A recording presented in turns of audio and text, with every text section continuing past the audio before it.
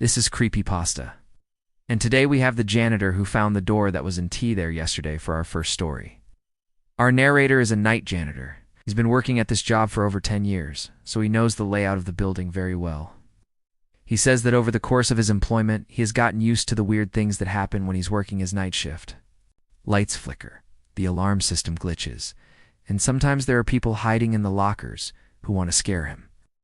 But nothing is ever really dangerous, or so he thought. One night while he was doing his rounds, he noticed something that he swears up and down he has never seen before: a door. Let's go ahead and listen to our narrator's account of what happened. All right, let's talk about this. This one is from a subreddit. Our narrator has worked as a night janitor for a decade at a community college. He's just cleaning floors and stuff, the usual boring stuff. But one night, he notices a door in a place where there shouldn't be a door. Now, if he's worked here for 10 years, how does he know that there should not be a door? Well, maybe he knows the blueprints of the building. Or maybe he just knows because as a janitor, you kind of would know where all the doors are. Maybe he did both of those things. But either way, there is a door in a place where there shouldn't be a door. So he goes and investigates. I've worked as a night janitor at a local community college for over 10 years. You get used to weird things. Lights flickering, alarms glitching, even the occasional prankster hiding in lockers. But one night last winter, something happened that I can't explain. Something I've never told anyone until now. Around 2:15 a.m., I was mopping the second floor science wing when I noticed a gray metal door at the end of the hallway. I'd never seen it before. And trust me, after 10 years, you know every inch of a place. It wasn't marked. There's no handle. Just a solid metal door. I walked toward it, pushed on it, and it opened. No creak, no sound. Inside was a room lit by red emergency lights. But there were no light sources. Just a constant red glow and a humming sound like an old refrigerator. There were chairs stacked against the walls, facing inward. And in the center of the room, a desk with a single black and white photo on it. I blinked. When I looked back, the photo was gone. I turned and ran. The door slammed shut behind me. All right, let's break this down a little bit. All right, so what could this door lead to? Well, it might lead to some kind of maintenance closet, or it may lead to some kind of storage room, perhaps a supply closet. These are all reasonable places where there might be a door that doesn't really get used. It's too much and therefore our narrator didn't notice it. But the fact that there's like a photo in there leads me to believe that this is actually some kind of restricted access area. I think that this is probably some kind of server room or something like that. They kept a photo of our narrator in there for some reason. I don't know why they would do that. But he said that this was a black and white photo, which makes me wonder if this was a surveillance camera photo, a security camera. Gosh. But then again, if it was a security camera, why would they have a physical picture of our narrator mopping the floor, like right by the thing that they were watching him with? Does that make any sense? No. But also, why did the picture move? That's not normal. So the next night, he goes back to check and see if he is going crazy. But the door isn't there anymore. I'm curious, what would you do in this situation? Would you go back? Would you tell someone? What would you do? Let me know in the comments below. The next morning, I told my boss about it. He was less than impressed that I'd found a door that wasn't on any of our building diagrams. I still haven't figured out where it led or how it was opened from the inside, but it sure as hell wasn't there the next day. I've searched. I swear the hairs on the back of my neck are standing up writing this. The next morning, I told my boss about it. He was less than impressed that I'd found a door that was on any of our building diagrams. I still haven't figured out where it led or how it was opened from the inside, but it sure as hell wasn't there the next day. I've searched. All right, first of all, why was his boss so unimpressed? I'm like, oh, hey, boss, look at this door that we didn't know was here. Oh, yeah, great. You found a door. Okay, why are you telling me? That's kind of how I feel about that. Like, okay, cool. Good for you. Second of all, though, the fact that the door disappeared the next day is pretty weird. It's like, oh, yeah, it was there last night, but now it's not. It's like a disappearing door. It's weird. Did he check exactly where he saw the door the night before? Because maybe it was just a misremembering of where he saw it. But if he literally went back to the exact spot and the door wasn't there, then that's super weird. The only other time I can remember something like this happening was in high school. It was the dead of night, and I heard what sounded like screams in the halls. I knew everyone was accounted for. It just had fire drill, and I checked my classroom. All the students were asleep. I went to investigate and heard what sounded like screams in the halls. I knew everyone was accounted for. We just had fire drill and I checked my classroom. All the students were asleep. I went to investigate and nope, nothing. But as I rounded the corner, I saw what looked like a gym bag or a duffel bag in the shadows. Heart racing, I took a few steps closer and realized it was just a trash can. I quickly left the hallway. Still wonder what I would have done if I had actually found a person. Well, first of all, I love the fact that our narrator got so scared that he just left the building. It's like, you know what? I'm done here. Also, I'm not saying that our narrator from this story is wrong. I'm just curious if maybe he could have misremembered where he saw the door. It happens. We're all human. But the fact that it disappeared, that is weird. Like, hey, it's fine. Just forget about it. Don't worry about it. Ah, man, I wish I could just forget about it, but I can't because it's freaking weird. I'm sorry. I don't buy that our boss didn't care at all. Don't buy it. But would you guys rather have a door that disappears or a door that you open and there's like a scary monster on the other side? Which one would you prefer? Also, was this door locked or unlocked? Because if it was locked, how did he open it? If it wasn't locked, why wasn't it locked? I have so many questions. Do you have any theories? Leave them in the comments below. I love hearing your theories.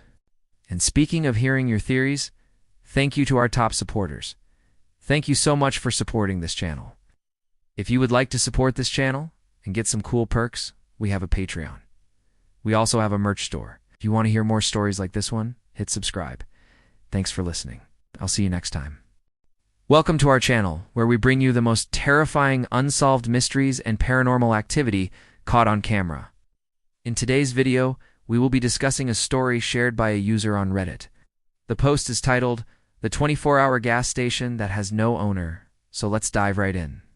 I was driving cross-country and took a rural detour through Nebraska when I noticed my gas light was on. Google Maps showed a 24-hour station nearby. It was called Hollow Stop. It looked half-abandoned.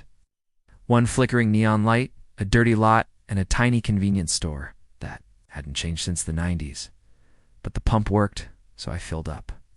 When I went inside to pay, the cashier looked strange. Pale, dusty, like he hadn't moved in hours. He barely blinked and never spoke. I placed my cash on the counter. That's when I noticed something terrifying. On the security monitor behind him, I was still outside pumping gas. I turned around. The screen showed the same thing. Me, frozen outside. But I was inside. I backed out slowly, left the cash and got into my car. The monitor inside the store showed me still at the pump. I drove for 20 minutes before I looked back. There was no station behind me, just empty cornfields. The receipt I found later dated July 9th, 1997.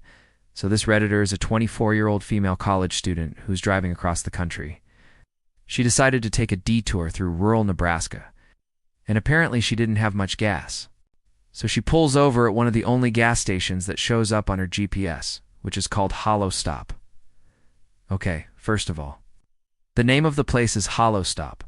Why would it be called hollow? Like hollow ground, hollow tree, hollow stop? Also, I wonder if there is any connection between this story and the game Silent Hill. Because in Silent Hill, the main street is also called Holloway. Anyway, the girl goes to fill up her gas tank. Now, while she's filling up her gas tank, she notices that the place looks kind of creepy. She says that it looks half abandoned with only one neon light working, a dirty parking lot, and the building itself seems to be stuck in the 90s. Alright, well if it's still open and they have gas, that's all that really matters. So she goes inside to pay for her gas. She says that the cashier looks strange, pale, dusty, like he hasn't moved in hours. And I assume he didn't blink in hours too, because he doesn't speak or acknowledge her at all. She places her money down, and that's when she turns around and sees on the security monitor that she's still outside pumping gas. But she's actually inside the store. Well, I guess it's time to go. She backs out of the store slowly and drives away. And the whole time she's driving away, she can still see on her rearview mirror that she's still at the pump. Eventually, though, she can't see the gas station anymore. All she sees is endless cornfields. Then when she checks the receipt, it says that it was printed on July 9th, 1997. Now, I think it's interesting that she said the cashier didn't blink. Because in another post, there was a guy who said that if someone doesn't blink, then they're probably dead. He even referenced an experiment that was done on a former KGB spy. And basically, the former KGB spy was being interviewed about a certain topic, and the interview was going nowhere. It was going on for hours. So apparently the guy didn't blink once during the entire interview. So after some research was done, it was discovered that this man had been a KGB spy for many years. And it was very possible that he was trained to not blink in order to throw off people who might be trying to interview him. In fact, during his time as a spy, he lived in Washington, D.C. He would stand in front of the White House and stare directly into people's eyes. And so obviously it would be pretty easy to identify him if he had been blinking all weird and stuff. Yeah, according to this former intelligence officer, when someone doesn't blink, then they're probably dead. Or in this case, maybe they're not alive to begin with. So I don't know what's going on here. I mean, clearly, something weird happened here. But I don't think that the cashier was the problem. I think it was more than likely just a glitch in the security cameras. I mean, sometimes these glitches happen. And I think it's just one of those situations where she saw something that she was unsupposed to see, and now it's become this big mystery. If anything, this guy should feel very lucky. I mean, how often do you come across a gas station that's still open and has gas? Because a lot of gas stations close down these days and they remove their pumps. And I'm sure this one's been struggling to stay open. But hey, at least they have one working neon light out front. I mean, that's all you need. And if you ever see a gas station in the middle of nowhere, I recommend you don't go inside unless you want to meet some real people. Now, we have another video available for you to watch next. It's the top 10 most terrifying unsolved missing persons cases, and I think you'll enjoy it. Thank you for watching. I've been your host, and we'll see you next time on our channel. Welcome to my channel where we share scary stories from real life. This is the overnight nurse and the man with no chart. This story comes from a user. I work nights at a long-term care facility, upstate New York. Most of our patients are either nonverbal or comatose. It's relatively quiet, peaceful most of the time. About 2 years ago now, I was checking the cameras around 3 a.m., and I saw a man walk into room 302.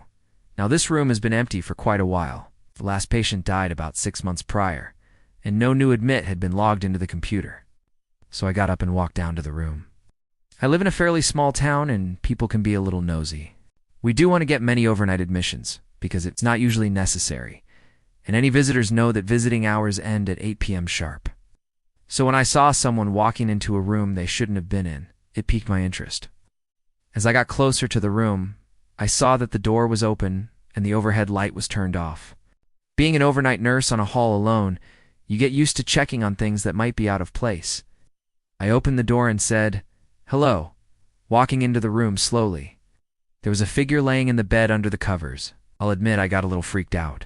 But I continued to approach the bed slowly, half expecting to see a patient who wandered out of their room and couldn't speak or something. I got to the foot of the bed and said, "Can I help you?" And that's when the man lifted his head from the pillow and turned to me. Now this is the creepiest part. He looked to be in his 60s, maybe early 70s, unshaven and unkempt. But the worst of it was his eyes. They were open but vacant, like he wasn't looking at me at all. He just kind of stared for a moment before he spoke. His voice was a raspy whisper, and he said, "I was never discharged." My heart started racing, and I took a step back and started to panic a little. I honestly didn't know what to say. I looked down at the bed and realized that there was only the impression of a body in the sheets. I quickly glanced down the hallway to see if any staff were close by. I was relieved to see that my aide was charting in the break room, which was a good 30 feet away. I wish I could convey how utterly silent the hallway is at night. You can hear a pin drop, and usually even the nurse's station intercom is silent. I don't think I've ever heard my name over that intercom during my entire 3 years working nights. When I looked back at the bed, the man was gone. I checked the clock on the wall. It read 3:09 a.m. I felt myself start to hyperventilate, and I rushed to the bathroom to calm down before anyone else came on shift and found me freaking out in a supply closet. I splashed water on my face and tried to catch my breath. As I stood there trying to calm down, I thought about what the man had said. I was never discharged. We don't get many new admissions. So I knew if someone were to arrive late at night, I would probably know about it. This was a room that hadn't been used for months. As I returned to the floor, I remembered the man who had died in that room. His name was Alan Brewer. I looked at the clock again, 3:12 a.m. I made a mental note to check his chart later and headed back to the nurse's station to finish my charting. The next few hours passed without incident. The sun began to rise around 5:30, and my anxiety finally began to lift. Around 7 a.m., my morning nurse Jen came on. I told her about the man who had been in the room, and she laughed and said, "Oh, you mean George?" She then explained that George was a former orderly who had died on the job years ago. Apparently, some staff still come around at night, particularly those who have passed. She said not to worry about it, just chalked it up to an old building with too many stories. After hearing that, I felt a lot better until I went to grab Alan Brewer's chart. I was surprised to find that he had no chart. Every patient is given a chart when they are admitted, and this was a rule that had to be followed. No chart, no patient. I asked the other nurse about it, and she looked confused. "He doesn't have one?" "Geez, maybe you can ask Mary. She's been here forever." Mary was the previous nurse who worked the day shift and currently held the title of Queen of the Med-Surg floor. I approached her and asked if she knew anything about a Mr. Brewer. She thought for a moment. "Oh, you mean George? I think he was a patient once." Clarified, "No, he's not a patient. He passed away years ago, right?" She nodded slowly and smiled sadly. "Yes, poor George. Lovely man. He died here in room 302. It must have been 6 or 7 years ago, I think." I thanked her and returned to my desk, feeling uneasy. I knew that there was a camera in the hallway, but I had never seen the footage. So I asked Mary if she knew where the tapes were kept. She gave me a funny look. "They're not kept anywhere. We don't have tapes anymore. They were all wiped. Do you want to see the new cameras? We got them installed a few months ago." I said, "Oh no, it's fine. I was just curious." I felt a chill go down my spine. At the end of my shift, I checked the footage from the night before. Sure enough, there was a man who looked exactly like George walking into room 302 at 3:06 a.m. But there was no sign of him leaving. After watching the tape, I felt a sense of relief knowing that what I saw was real and not just a figment of my imagination. Ow. While this isn't necessarily a terrifying ghost story, it is certainly a creepy one. The overnight nurse and the man with no chart? What do you think happened to the main character? Let me know your thoughts in the comments below. If you enjoyed this story, please hit the thumbs up button for more scary stories from real life. Thank you for watching, and happy haunting.